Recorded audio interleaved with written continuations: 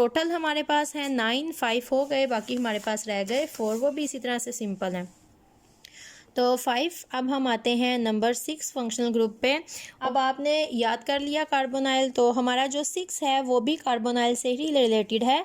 अगर आपके पास C double bond O है कार्बोनाइल, इसके एक तरफ है R और दूसरी तरफ प्रेजेंट हो OH, जो आपने एस्टर स्टडी की है वहाँ पर कार्बोनाइल था, एक तरफ था R ग्रुप और दूसरी तरफ O था और उसके साथ प्रेजेंट था R ग्रुप। लेकिन यहाँ पर आपके पास ऑक्सीजन है और ऑक्सीजन के साथ प्रेजेंट है हाइड्रोजन, मतलब कंबाइनली यहाँ पर आपके पास है हाइड्रोक्सल, तो इनको हम कहते हैं कार्बोक्सिलिक एसिड्स। सिंपल एग्जांपल लेंगे हम इसकी, CH3 C double bond OH, methyl carboxylic acid. अब आपके पास आ जाता है नंबर 7। नंबर 7 हमारे पास क्या होगा, अगर आपके पास प्रेजेंट है C डबल बॉन्ड O, यहाँ पर प्रेजेंट है R और यहाँ पर आ गया है हेलोजिन। यहाँ पर अगर आपके पास आ गया है X, X मतलब होता है हेलोजिन, अगर यहाँ पर आपके पास हेलोजिन आ गया है तो इसको हम कहते हैं एसिड हेलाइड। अब R आप CH3 इधर लिख सकते हो, C double bond O, halogen कोई सी भी ले ले, यहाँ पर लिख लें क्लोरीन। तो ये आपके पास सिंपलेस्ट एग्जांपल आ जाती है, कोई सी भी हेलोजिन आप यहाँ पर ऐड कर सकते हो। ये आपने इसकी दे दी सिंपल एग्जांपल। नेम अगर आप वर्डिंग में इसका ना भी लिखें तो कोई इशू नहीं होगा, लेकिन आपने इस तरह से स्ट्रक्चर एग्जांपल का ज़रूर ड्रा करना है।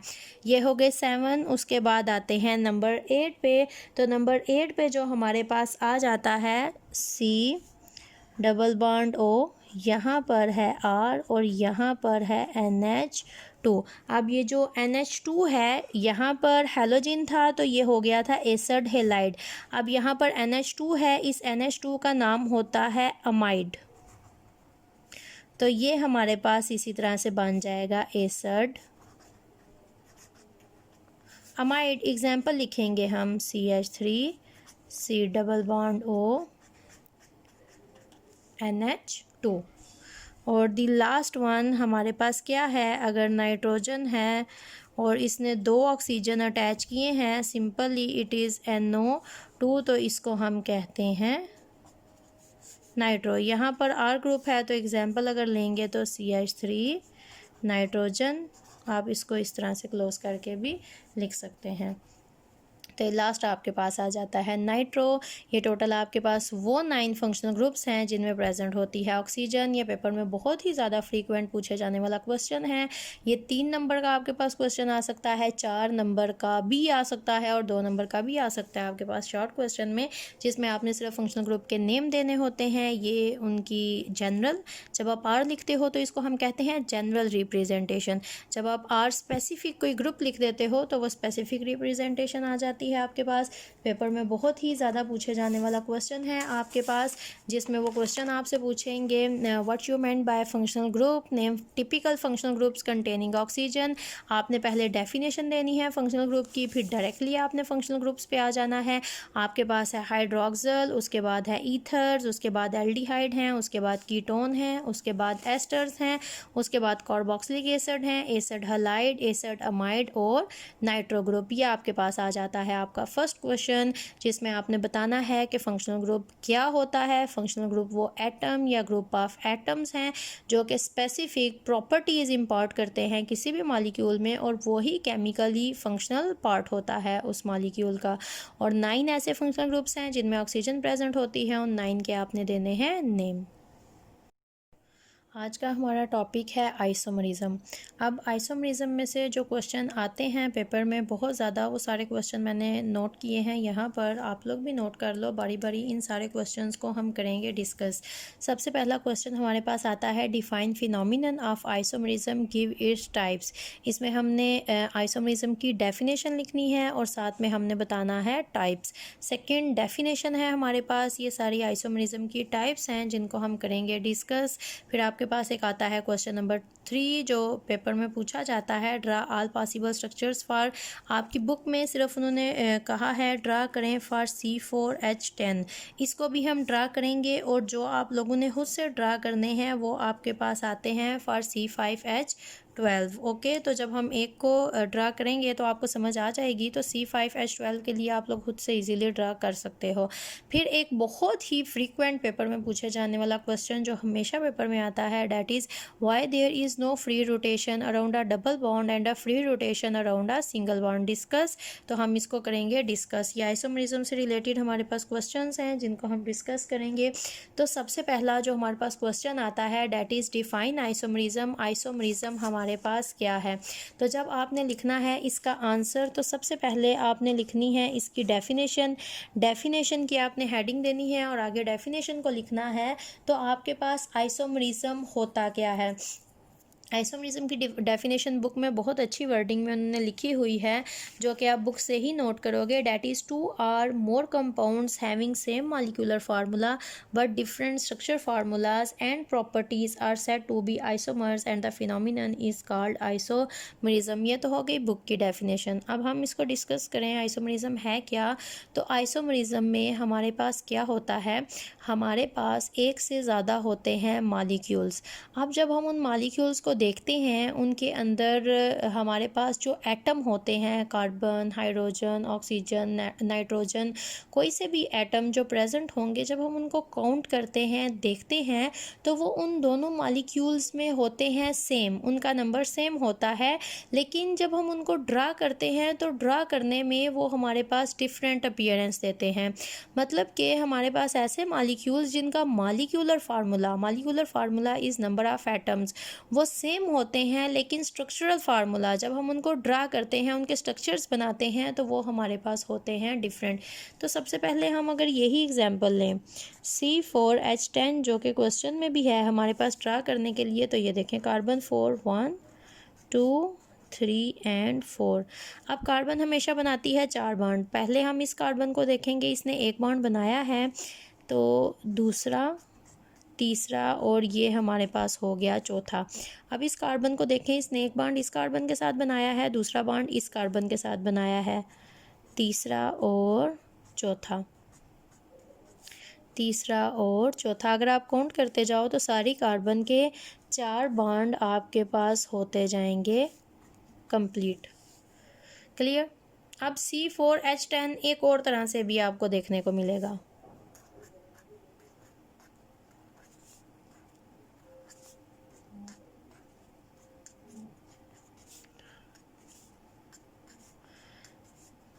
आप हमेशा जब भी आप ड्रा करते हो कार्बन के मॉलिक्यूल्स, तो आप हमेशा पहले बनाते हो चेन। जब आप चेन को ड्रा कर लेते हो तो उसके बाद काउंट करते हो कि कार्बन ने कितने बॉन्ड बना लिए हैं। 4 में से जितने बॉन्ड उसने बना लिए होते हैं, बाकी वहाँ पर आ जाएंगे हाइड्रोजन।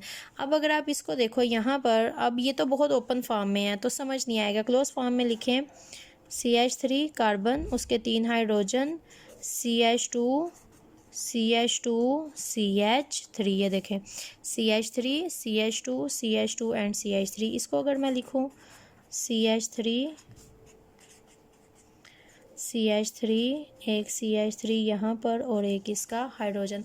अब अगर आप इसको देखो तो कार्बन 1 2 3 4, यहाँ पर 4 कार्बन, 3 3 6 7 8 9 10 हाइड्रोजन। अगर यहाँ पर काउंट करें 1 2 3 4 कार्बन, 3 3 3 9 प्लस 1 10। तो इन दोनों का जो मॉलिक्यूलर फार्मूला है वो दोनों का है C4H10। लेकिन आप अगर इनके स्ट्रक्चरल फार्मूलाज को देखो, इनके स्ट्रक्चर्स को देखो, तो वो दोनों आपके पास आते हैं डिफरेंट। इसको हम कहते हैं आइसोमरिज्म, जहाँ पर मॉलिक्यूलर फार्मूला सेम होते हैं लेकिन जो स्ट्रक्चरल फार्मूला होता है आपके पास वो होता है डिफरेंट। तो आपने डेफिनेशन लिखनी है, डेफिनेशन के बाद एक एग्जाम्पल आपने कोट करनी है। वो आप चाहो तो C4H10 की ड्रा कर सकते हो। और मैंने आपको कहा था आपको कार्बन 1 से लेके कार्बन 10 तक की सीरीज़ याद हो जानी चाहिए, जो कि मीथेन से लेके आती है डिकेन तक, जो मैं लिख के भी आपको दे देती हूँ, जिसको आपने याद करना है। तो जब भी आपके पास कार्बन होते हैं 4, इसको हम कहते हैं ब्यूटेन। तो जब आपके पास इस तरह से एक स्ट्रेट चेन आती है, इसके लिए हमेशा जो वर्ड यूज़ किया जाता है वो होता है एन। इस तरह से लिखा जाता है एन, तो ये आपके पास आता है एन ब्यूटेन। और जब आपके पास ऐसे एक ब्रांच आता है, मतलब ये स्ट्रेट चेन है और इसकी एक शाख निकली है, यहाँ पर एक ब्रांच है यहाँ पर, तो वहाँ पर वो आपके पास एन की बजाय हो जाता है iso. This is iso butane. अब ये छोटी छोटी सी बातें जो हैं वो आपने साथ साथ याद करनी है, तो आपके लिए बहुत आसान हो जाएगी। अगर आप इसको समझ लेंगे अच्छी तरह से तो आपको याद करने की भी नहीं ज़रूरत पड़ेगी, ऑटोमेटिकली आपको याद हो जाएंगी। तो ये तो हो गई हमारे पास डेफिनेशन। अब क्वेश्चन का जो दूसरा पार्ट था वो हमारे पास था गिव इट्स टाइप्स। तो हम आते हैं टाइप्स पे। अब जो स्टूडेंट्स गलती करते हैं बहुत ज़्यादा, वो जो गलती है वो ये है, बुक में उन्होंने आपको बताया है आइसोमेरिज्म की, उन्होंने डेफिनेशन दी है और डेफिनेशन के बाद उन्होंने आपको बताया है कि इसकी दो टाइप्स हैं।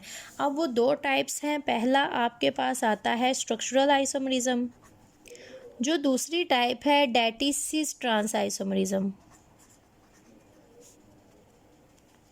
आइसोमेरिज्म की दो टाइप्स हैं, structural isomerism and cis trans isomerism. लेकिन स्टूडेंट्स क्या करते हैं, स्ट्रक्चरल आइसोमेरिज्म की आगे फर्दर 5 टाइप्स हैं, तो स्टूडेंट्स उसको आइसोमेरिज्म की टाइप्स में ले आते हैं। वो आइसोमेरिज्म की टाइप्स नहीं है, आइसोमेरिज्म की सिर्फ दो टाइप्स हैं, one is structural isomerism and second is cis trans isomerism. ये जो शॉर्ट क्वेश्चन है आपका, ये यहाँ पर ख़त्म हो जाएगा, जहाँ पर आपने डेफिनेशन देनी है। डेफिनेशन के बाद आपने ब्यूटेन की एग्जाम्पल ऐड करनी है, जिसमें आपने एन ब्यूटेन और आइसोब्यूटेन को बताना है, और उसके बाद आपने टाइप्स की हेडिंग देनी है, एक स्टेटमेंट देनी है कि आइसोमेरिज्म इज ऑफ 2 टाइप्स, नीचे number 1 is structural and second is cis trans isomerism. ये जो मैंने आइसोमेरिज्म को नीचे लाइन लगा के आइसोमेरिज्म लिखा है, ये मैंने लिखा है।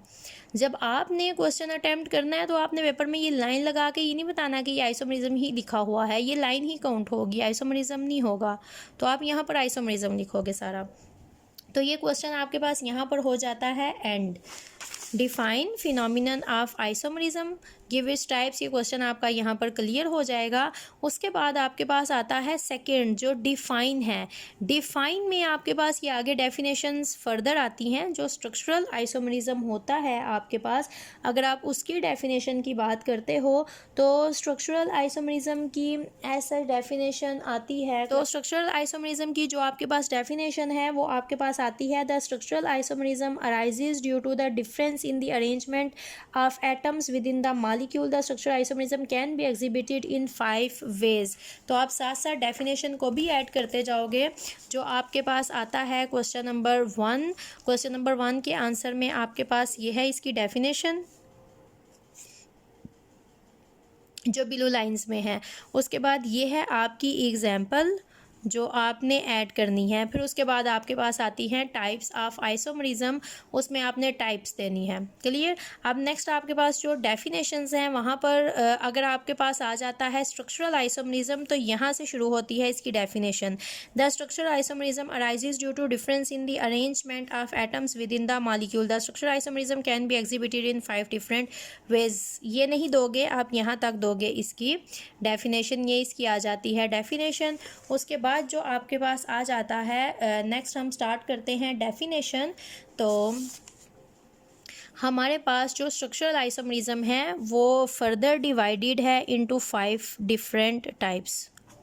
अब हम क्या करेंगे, 1 बाय 1 एक एक टाइप को डिस्कस करते जाएंगे और ये एक एक शॉर्ट क्वेश्चन भी आपके पास होता जाएगा। ये जो आपके पास शॉर्ट क्वेश्चन है डिफाइन, ये chain isomerism, position isomerism, functional group isomerism, metamerism, tautomerism, ये जो 5 हैं ये स्ट्रक्चरल आइसोमेरिज्म की टाइप्स हैं जिनको बारी बारी हम डिस्कस करेंगे। और ये जो सिस ट्रांस आइसोमेरिज्म है, this is an other type of isomerism, इसको हम अलग से डिस्कस करेंगे। ये बहुत इंपॉर्टेंट है, ये शॉर्ट क्वेश्चन के तौर पे भी आता है। जब हम यहाँ पर क्वेश्चन नंबर 4 को डिस्कस करेंगे तो ये और ज़्यादा डिटेल में हमारे पास डिस्कस होगा।